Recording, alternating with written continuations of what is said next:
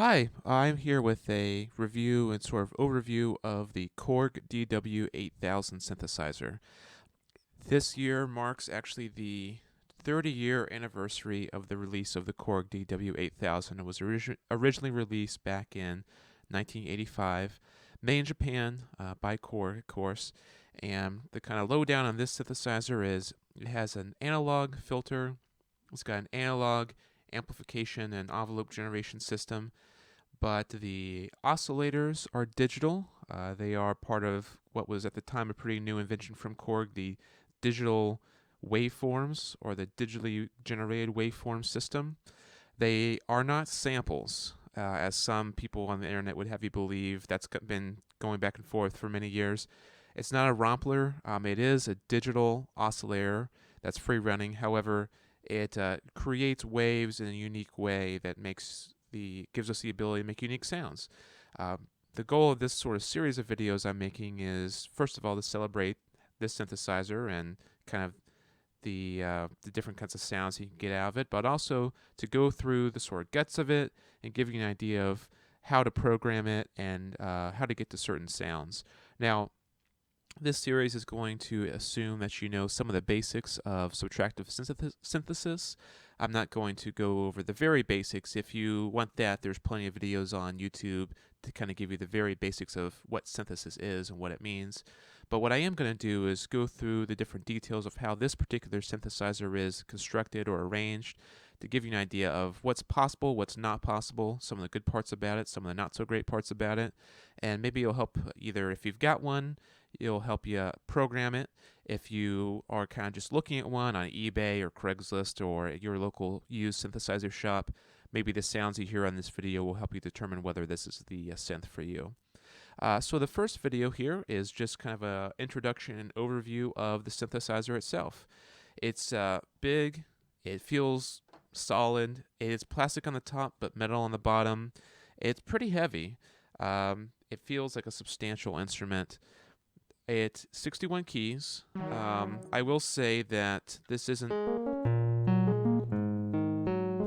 The keys are fine. They're not the mini keys that Korg got so fond of in the 90s and 2000s, but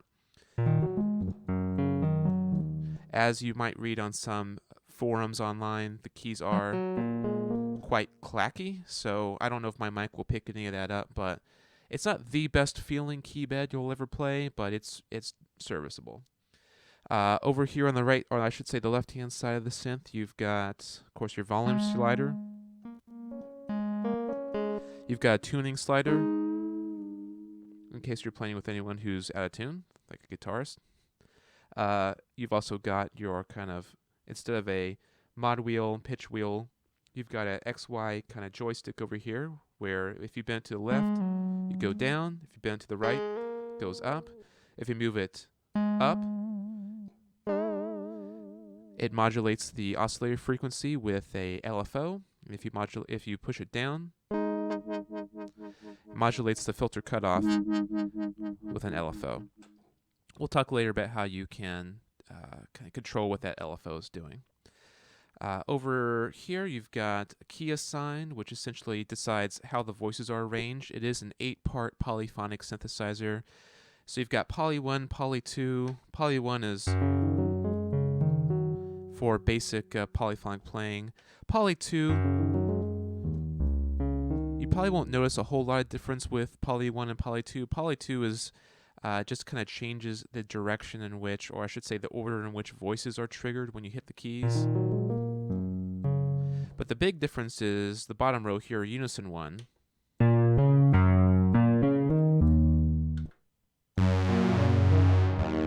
Hear the difference between polyphonic and unison.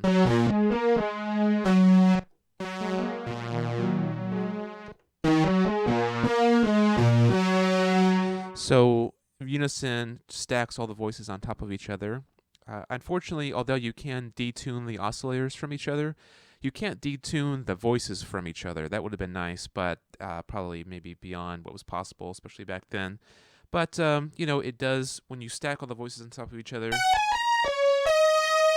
does create a sound that cuts through the mix better. Unison 1, every time you hit a key, it triggers the envelope again. Unison 2, it does not re-trigger whenever you hit new keys.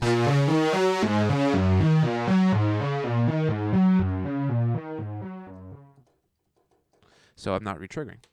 I normally, to be honest, stay in either Poly 1 or Unison 1, but at least you have a difference in articulation there. Now, in addition to that, you've got a Arpeggiator.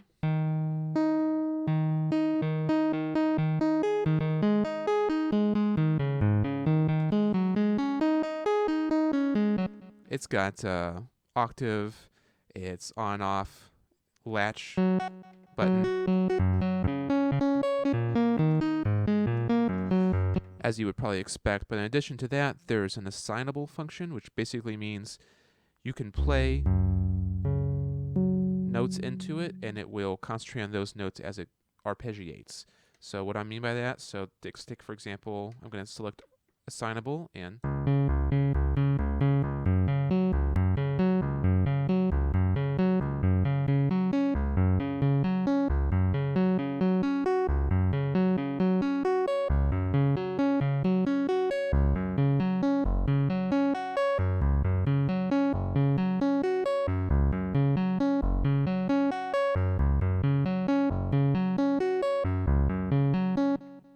so in a way, it's similar to a sequencer, just because you can play in notes and the arpeggiator pays attention to the order in which you play them. Interesting. It's fun to mess around with and maybe get some ideas. Sounds very vintage synthy. Now, right here in the middle is kind of the heart of the synthesizer. You've got a few things. Program number tells you what patch you're on. Parameter number tells you what you are adjusting with this slider here, and these buttons over here, value up, value down. The value is essentially showing you what and kind of to what degree you are tweaking something. And kind of what you have here is when you're selecting from different patches, you have the program button selected, and you can select using these keys here, 1 through 8. So 1 to 14, 16, 18. But the next number would be, because there's no 0 and there's no 9, the next number is 21. And so on. So therefore, there's 64 possible programs to save on this thing. It does save them fine. This thing's 3 years old. I'm not the first owner, but I got it off of eBay, and I've never lost a patch or anything like that. There are ways to back it up to tape. Yeah, kids, that is something that people used to do back in the old days of computers. There are ports back here where you can select it to a cassette tape recorder and save all your patches that way. I'm not going to show you how to do that because I don't know how to do it myself. That's actually before my time. But there are also ways you can dump things via MIDI to your computer if you've got the proper software. But honestly, I haven't ever really run out of space with 64 possible presets. In addition to the preset, once you've selected it,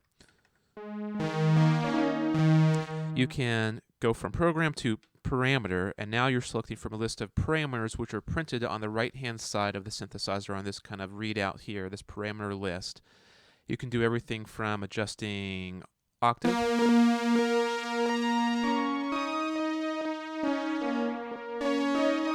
selecting waveform,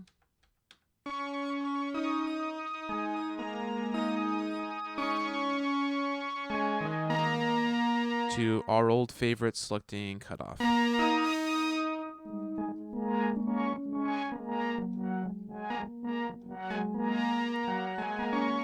So this was back in the 80s when a lot of synthesizer manufacturers were moving away from really knobby, expensive to produce interfaces and instead giving us a fairly simple interface. I think the kind of